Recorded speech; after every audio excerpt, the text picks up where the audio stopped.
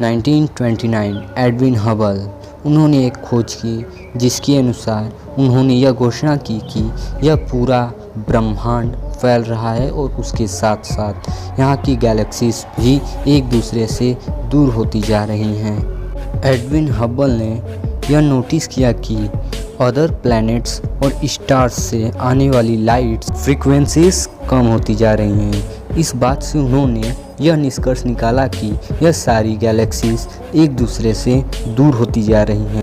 तो क्या सच में हमारा ब्रह्मांड फैल रहा है और हमारी गैलेक्सीज एक दूसरे से दूर जा रही हैं? इसका मतलब कि आने वाले कुछ समय में हमारा सारा ब्रह्मांड ही बिखर के रह जाएगा। इस बात पर हमारे वैदिक साइंटिस्ट आचार्य अग्निव्रत जी ने इन साइंटिस्टों से कुछ सवाल पूछे। आइए उन सवालों के बारे में जानते हैं। तो हेलो गाइस, मेरा नाम है रोशन और स्वागत है आपका मेरे चैनल में। आपको यहाँ पे हिस्ट्री और साइंस से रिलेटेड हर तरह की नॉलेज एवं नॉलेजेबल वीडियोस मिलती रहेंगी।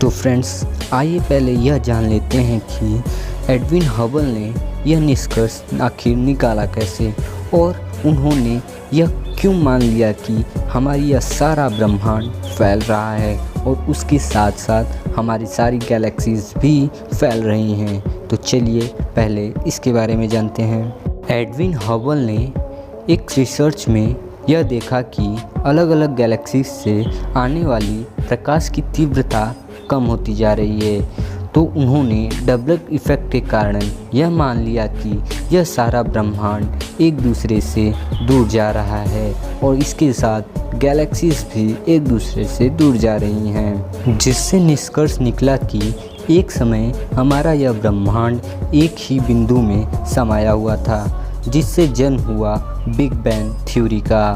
तो आइए पहले यह जान लेते हैं कि असल में यह बिग बैंग थ्योरी है क्या।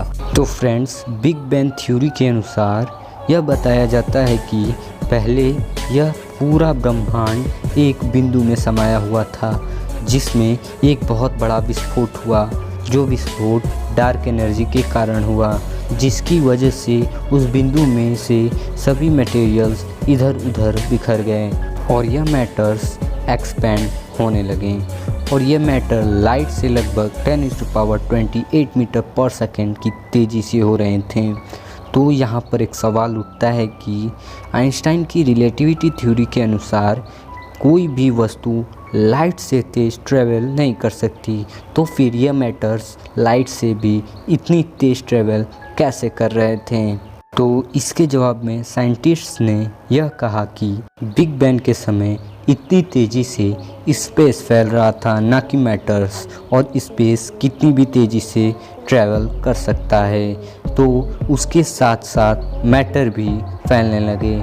इसे आप इस तरह समझ सकते हैं कि जैसे एक चद्दर पे रखा हुआ सामान चद्दर के खींचने पर वह भी खिंच जाता है, उसी तरह स्पेस के एक्सपेंशन जब हो रहा था तो उसके साथ साथ मैटर भी एक्सपेंड होने लगे। तो यह है ब्रह्मांड के एक्सपेंड होने की कहानी और इसी कहानी पे बेसिस पर हमें यह बताया जाता है कि हमारा जो यह ब्रह्मांड है वह हर दिन फैलता जा रहा है और गैलेक्सीज एक दूसरे से दूर होती जा रही हैं। तो आज हम इसे साइंटिफिकली कुछ तथ्यों के हिसाब से गलत साबित करने की कोशिश करने वाले हैं। तो वीडियो के साथ बने रहें और अभी तक अगर आपने हमारे चैनल को सब्सक्राइब किया है तो प्लीज़ हमारे चैनल को सब्सक्राइब करें और बेल आइकन को ज़रूर दबाएं। तो फ्रेंड्स, एडविन हबल ने हमें इस ब्रह्मांड के फैलने का कारण डबलर इफ़ेक्ट से ही बताया है, लेकिन लाइट के फ्रीक्वेंसी के कम होने के कारण सिर्फ डबलर इफ़ेक्ट ही नहीं बल्कि Crampton effect, gravitational effect, tired effect और डबलर इफ़ेक्ट होते हैं। लाइट वेव्स बहुत दूर तक ट्रैवल करते करते उनकी एनर्जीज़ की फ्रीक्वेंसी लॉस होती जाती हैं, जिसे टायर्ड लाइट कहा जाता है और इसी को हम टायर्ड इफ़ेक्ट भी कहते हैं और इसके कारण भी लाइट्स की फ्रीक्वेंसी कम हो जाती है और लाइट वेव्स के बहुत दूर तक चलते रहने के कारण उनके रास्ते में आने वाले पार्टिकल से टकराव की वजह से भी उनकी एनर्जी लूज़ हो जाती है, जिसे हम लोग कैम्पटन इफ़ेक्ट भी कहते हैं। और इसकी वजह से भी लाइट अपनी फ्रीक्वेंसी लूज़ करती है और ग्रेविटी के इफ़ेक्ट के कारण भी लाइट एनर्जी अपनी फ्रीक्वेंसी लूज़ करती है, जिसे हम लोग ग्रेविटेशनल इफ़ेक्ट भी कहते हैं। और इसकी वजह से भी एनर्जी अपनी फ्रीक्वेंसी लूज़ करती है। और शायद हो सकता है कि एडविन हबल के ऑब्जर्वेशन में भी लाइट अपनी एनर्जी इसी बेसिस पे लूज़ कर रही हो, ना कि डब्ल्यू इफ़ेक्ट के वजह से। और अगर हम लोग डब्ल्यू इफ़ेक्ट के बेसिस को भी मान लेते हैं तब भी हम यह प्रूव नहीं कर सकते कि यह गैलेक्सी से एक दूसरे से दूर जा रही हैं, क्योंकि मान लीजिए दो प्लैनेट्स अपनी कक्षा में रोटेट कर रहे हैं, लेकिन उनकी पोजीशन ऐसे फिक्स हो कि वो एक दूसरे से दूर जा रहे हों, तो डब्ल्यू इफ़ेक्ट के कारण हमें ऐसा लगेगा कि वहाँ से आने वाली लाइट की फ्रीक्वेंसी कम हो गई हो, लेकिन फिर भी वह प्लैनेट्स अपनी ही कक्षा में तो रोटेट कर रहे हैं। इसका मतलब यह तो नहीं कि ब्रह्मांड फैल रहा हो।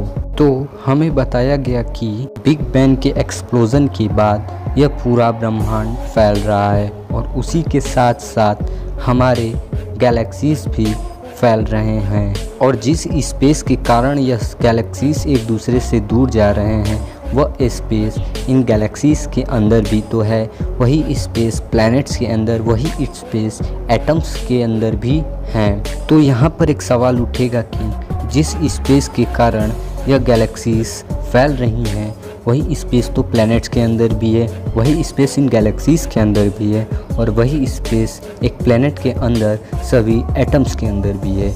तो अगर इस स्पेस के कारण गैलेक्सीज फैल रही हैं, तो इसी स्पेस के कारण प्लैनेट्स को भी फैलना चाहिए और प्लैनेट में मौजूद हर एटम्स को भी फैलना चाहिए और एटम्स के इलेक्ट्रॉन की दूरी भी एक दूसरे से बढ़नी चाहिए। लेकिन ऐसा कुछ नहीं हो रहा है। पर अगर स्पेस के कारण यह सब गैलेक्सीज एक दूसरे से दूर जा रही हैं, तो यह प्रभाव एटम पर क्यों नहीं पड़ रहा है? तब यहाँ पर कुछ लोग यह बोलेंगे कि ग्रेविटेशनल जैसे वीक फोर्स पर तो डार्क एनर्जी का प्रभाव होता है, पर इलेक्ट्रोमैग्नेटिक और एटम जैसे स्ट्रॉन्ग फोर्स पर इसका कोई प्रभाव नहीं पड़ता। पर उनसे मेरा एक सवाल है कि अगर यह पूरा ब्रह्मांड एक पॉइंट में जब मौजूद था, तब भी तो डार्क एनर्जी के वजह से एक बड़ा एक्सप्लोजन हुआ, पर उस समय तो इसका फोर्स इन्फिनिटली स्ट्रॉन्ग था।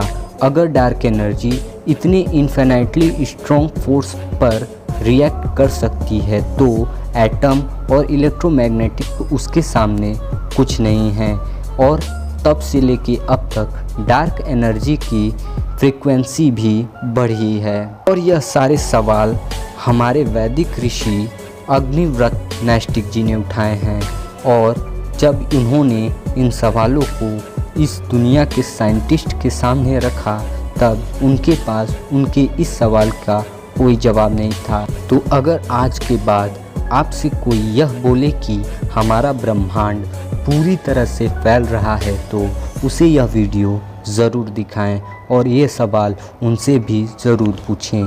तो प्लीज़ वीडियो को शेयर करें और सब तक इस वीडियो को पहुंचाएं। और वीडियो अच्छी लगी हो तो वीडियो को लाइक कमेंट ज़रूर करें और चैनल को सब्सक्राइब ज़रूर करें और बेल आइकन को भी ज़रूर दबाएं, ताकि हमारी आने वाली हर एक वीडियो की नोटिफिकेशन सबसे पहले आप तक पहुँचे।